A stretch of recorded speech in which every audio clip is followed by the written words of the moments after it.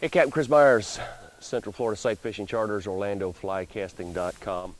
Be sure to subscribe to my channel if you like these tips and you want to get some more of them coming straight to you. In part one of my wind knot or tailing loop video, I showed a common way that people are getting knots in their fly leaders. And that's by making much too short of a stroke or by reaching your arm out at the end of the stroke without dipping the rod tip over, which essentially creates a short stroke with the tip of the rod, and you're going to get that closed or tailing loop. Another way that people commonly get that is by applying power in your casting stroke incorrectly. So in our normal stroke, we start off slow, we go faster, faster, faster, faster, faster, stop.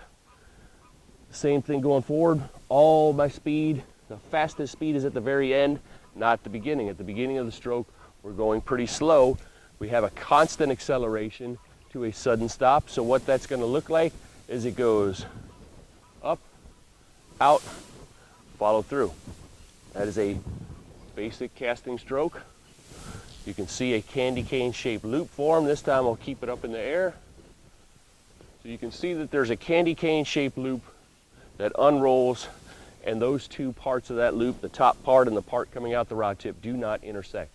When we have a closed or tailing loop, those two are going to intersect, and you can see when I slow this down how that could tie an overhand knot.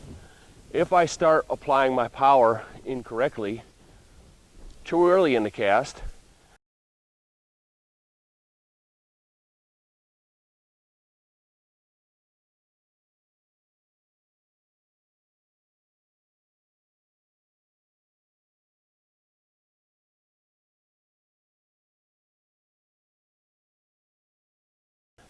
it makes the line go very fast, which makes it difficult to see in full speed, but I'm going to slow this down so you can see that coming off the tip and forming.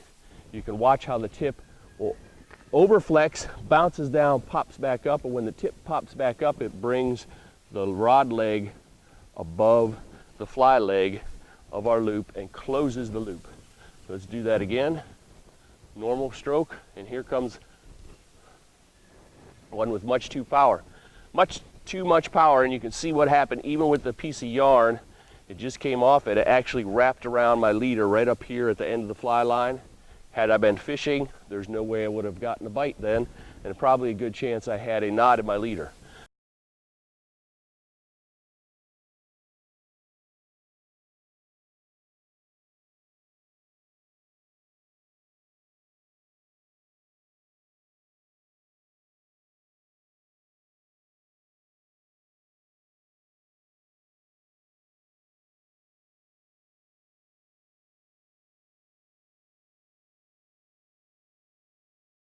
You could do this on the front cast and the back cast.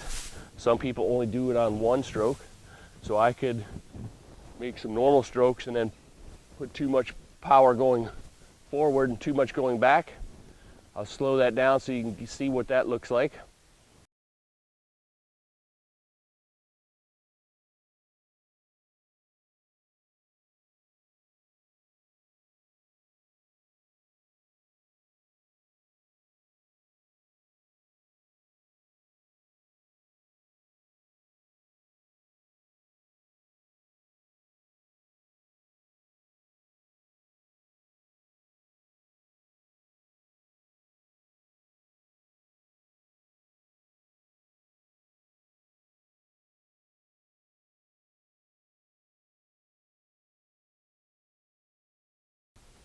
So when you're applying this power, you want to have smooth power at the very end of your stroke. We don't go full speed at the beginning. We press the gas nice and gentle and smooth. We have the pedal all the way to the floor at the very end of the stroke and not all the way to the floor at the beginning of the stroke. So if you're getting tailing loops, first check the size of your casting arc. Check out my other video on that. And if that isn't the problem, check your application of power and make sure you're not casting too hard right at the beginning of your stroke.